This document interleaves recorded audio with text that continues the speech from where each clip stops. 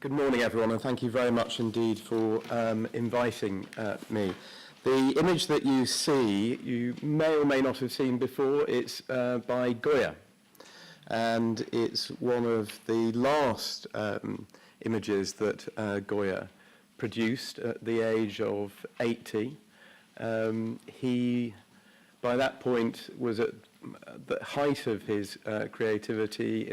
When he was 66, he started a series of very famous paintings called the Black paintings. And I'll talk at the end of my 20 minutes again about that image. But you can see he hadn't been looking at those adverts about aging well, and he hadn't been subject to the pharmaceuticals industry's blandishments. I'd like to say a couple of things to start off with about the Bearing Foundation, for those of you that don't know us. The foundation started in 1969 and was formed by Baring's Bank.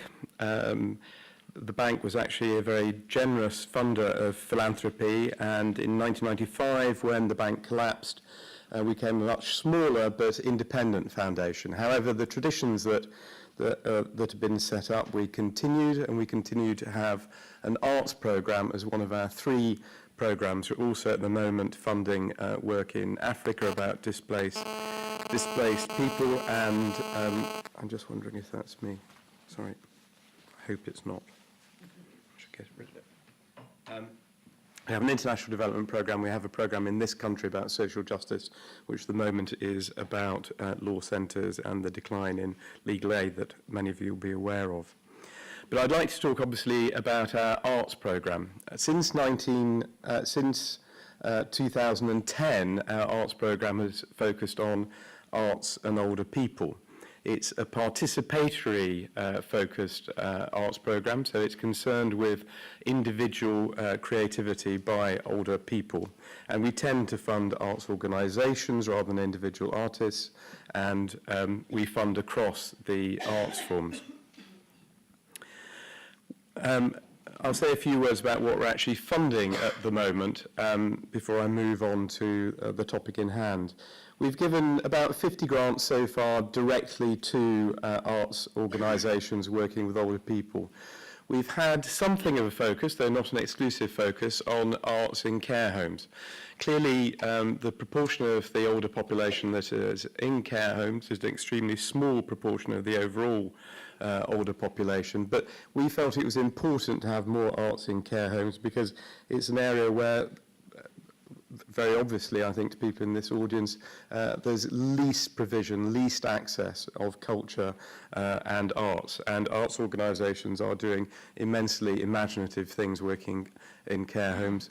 I think one of the very important things about that work is it's a way of linking care homes, which are often rather isolated institutions, with the community around them, and I'll come back to that theme. We have a series of conferences, publications and research that you'll see on our website. And an important strand of our current work is work with arts councils. The reason for that is, first of all, you'll be aware, I suspect, that both arts policy and policy regarding ageing, which we haven't talked about yet, are both devolved matters. So you need to look as a UK funder in each of the four nations of the UK. And the arts councils are immensely the most important influences on funding in all those four countries. Up until recently, none of them had concerned themselves with arts and older people. And again, I'll come back to that as an issue. Indeed, there's been a tremendous concentration, for very good reasons, for the last 15 years on arts and children and young people acquiring the habit of both creativity themselves, but also of interest in cultural matters throughout their lives. That's an extremely good and sensible policy. There's very good evidence why that should be the case, but there has actually been a concomitant lack of interest in arts and older people. We're doing different things with each of the arts councils. In England, we have quite a big programme of co-funding major pieces of of multi-art form work in care homes. In Scotland, we've taken the idea of an annual festival of creative ageing, which happens in the Republic of Ireland, called Bealtaine. There's now a similar month-long festival in October throughout Scotland called Luminate. It's a really marvellous festival if any of you have the opportunity to see some of that work, and there's a very good website that will show you examples of that. We're just about to launch quite a big programme in Wales. And in Northern Ireland, I'm delighted that we've been able to combine all those different strands with the Arts Council Northern Ireland. So there's a new funding programme of funds for community projects with arts and older people. There's a new festival which happened for the first time this year, and there's also training both for people working in care homes for the use of the arts, as well as training for younger artists who want to specialise in this area. I think that all begs the question, why should one categorise the arts? Why should one categorise arts and older people? I think it is certainly not an uncontroversial thing for us to do. And typically people will say, well, if you go to all sorts of cultural institutions, if you go to the National Theatre, you're going to see a disproportionate number of people of my age and older. So why should one be concerned with this?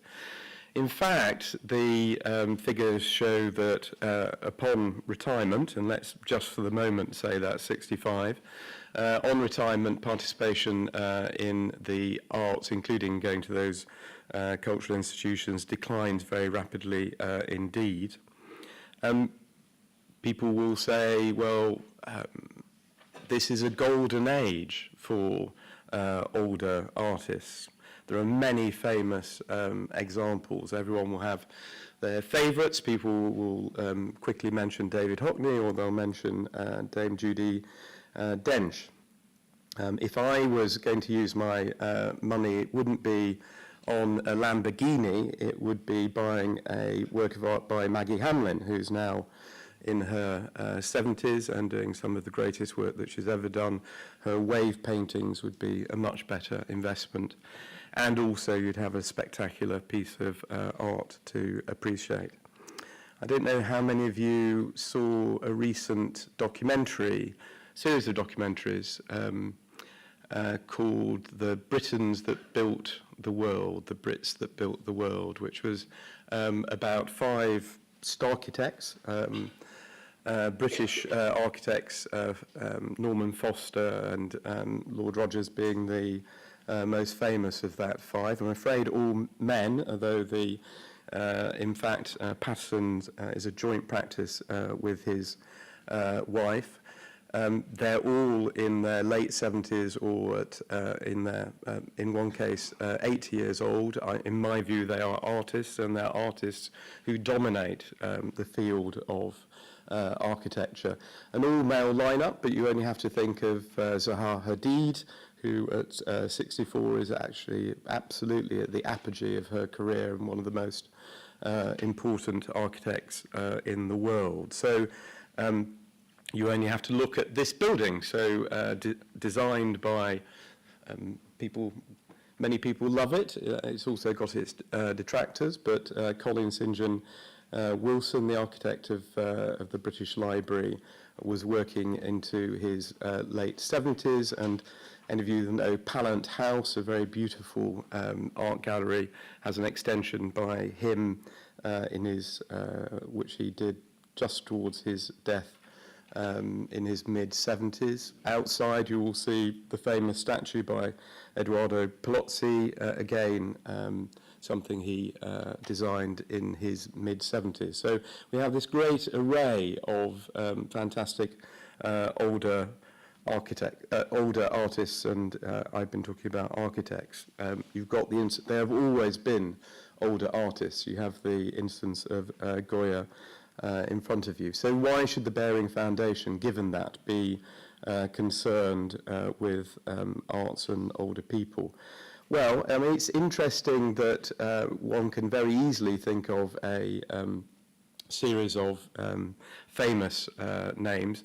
I think the experience of artists, professional artists, who aren't in that stratospheric position is a very different experience.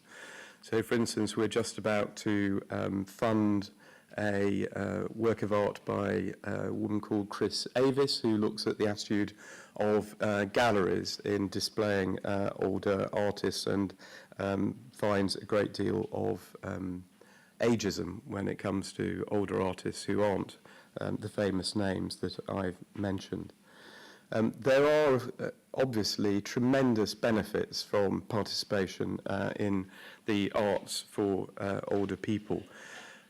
We've got on our website an evidence review of that. A number of you, I think, have been involved in the New Dynamics of Aging research program, which has produced yet more evidence of the benefits in terms of health and other benefits for older people in participating in the arts. I'm very interested, and I think it goes to some of the things that Dr. Price was saying about the individualization of our culture and the move away from community.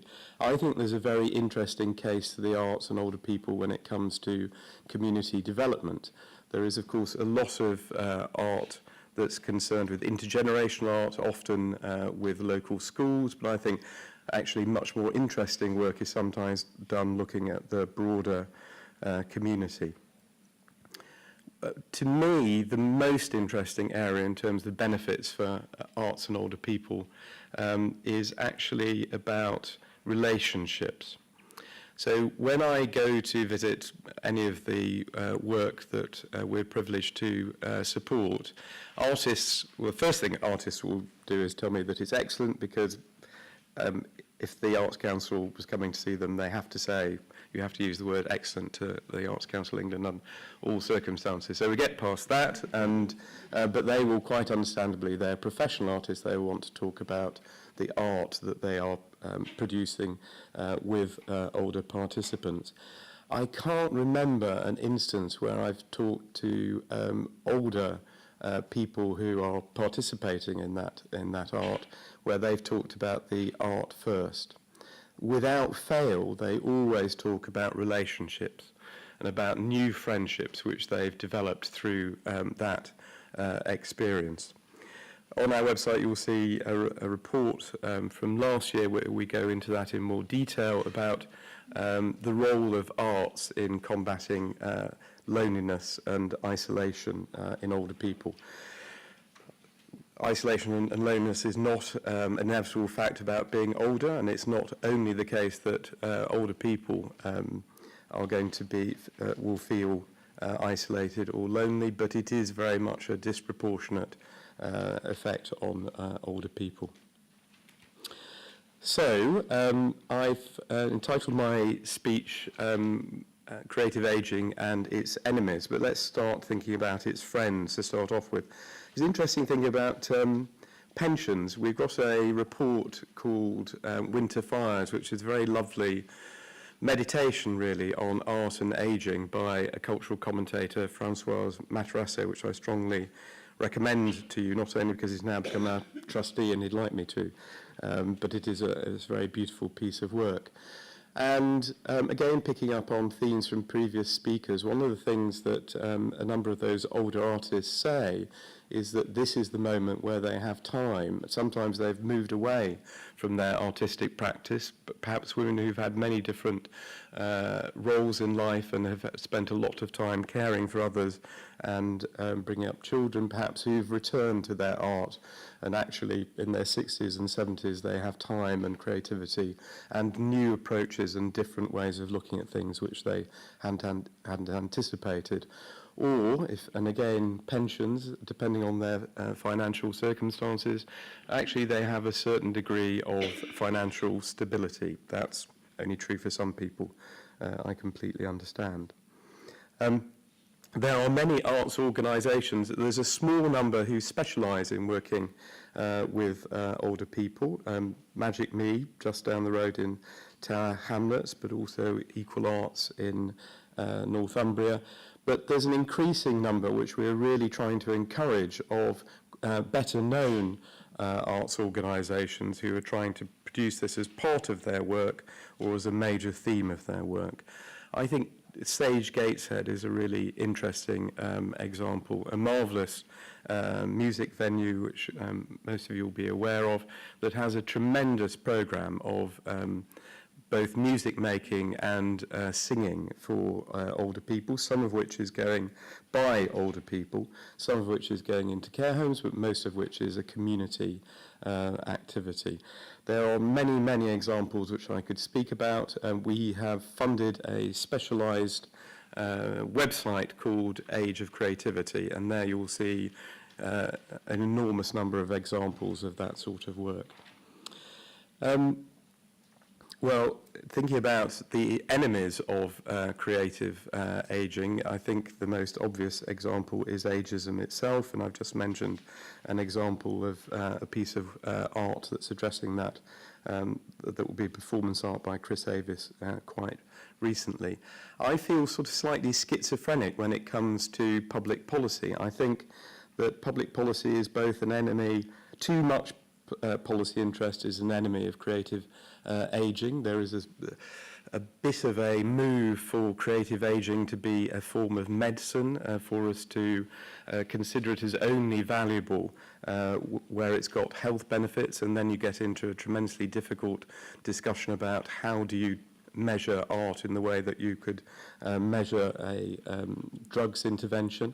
I think that's inevitable, that if we're trying to get money from health services, we need to engage with the way in which health services are designed and evaluated, but it loses the point of art.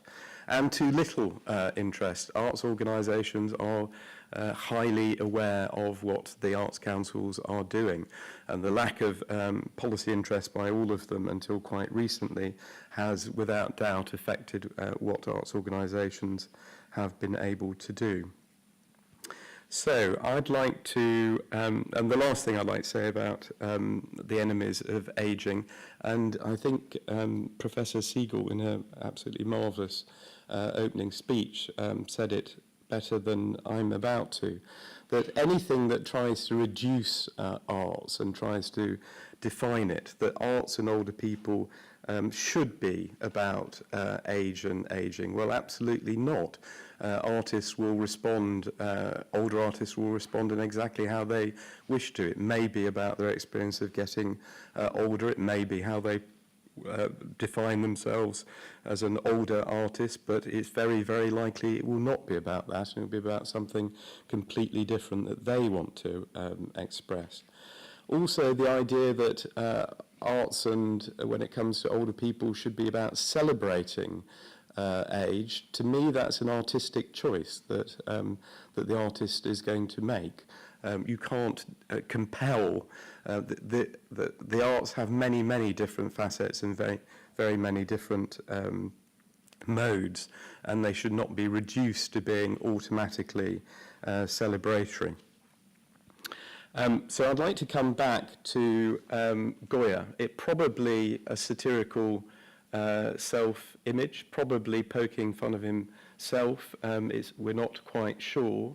But it does sum up his view of himself as an older artist. And it isn't about the fact that he's got a rather Father Christmas beard. It's not about the fact that he's stooping and that he's using sticks to support himself. The title of the piece is "I Am Still Learning." Thank you.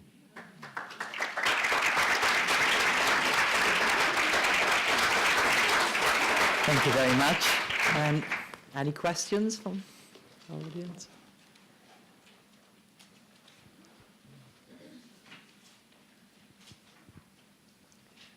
As a grant maker, it's always a great relief if there's no questions, because sometimes they have a check attached at some point. So.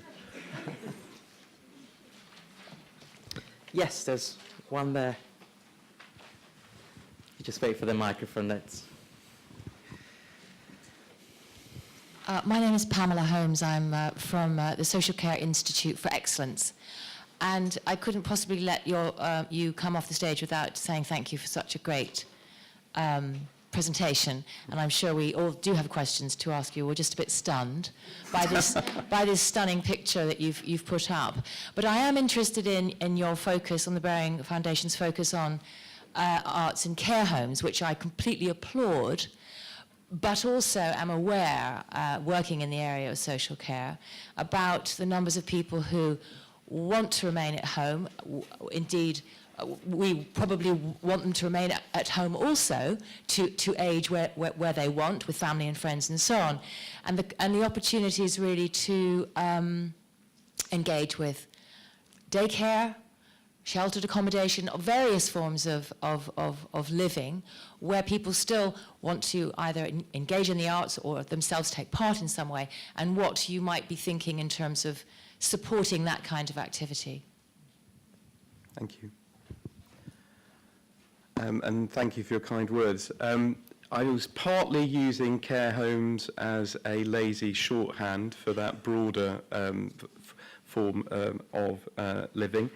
And we do fund other work as well. We also fund quite a lot of work in the community, though we have had an emphasis on literally residential care homes. It has in fact been broader.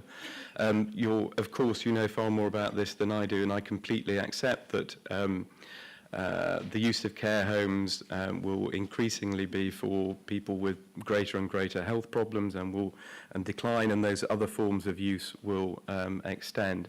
I think there's tremendous opportunities for arts organisations and artists in that area. Artists are really interested in engaging with this. There's an enormous, as you'll see if you look at that website, there's an enormous interest, for instance, in artists working with people with dementia and the effects of the arts. People will know of studies about the effects of singing and dementia, but in fact other arts as well are being used with people with dementia. There's an example not very far from here in Lewisham in Deptford, where not us, and I should very strongly emphasise there are lots and lots and lots of activity that's happening without the Bearing Foundation's involvement. I think one of the most interesting ones is the Albany, which is an art centre in Deptford, where Lewisham has taken the very interesting decision that they're funding the quite radical, extremely interesting art centre to provide daycare activities. So instead of it being in traditional daycare locations, artists are providing daycare activities on a weekly basis. I think there's enormously greater opportunities for doing that. Thank you. Thank you very much.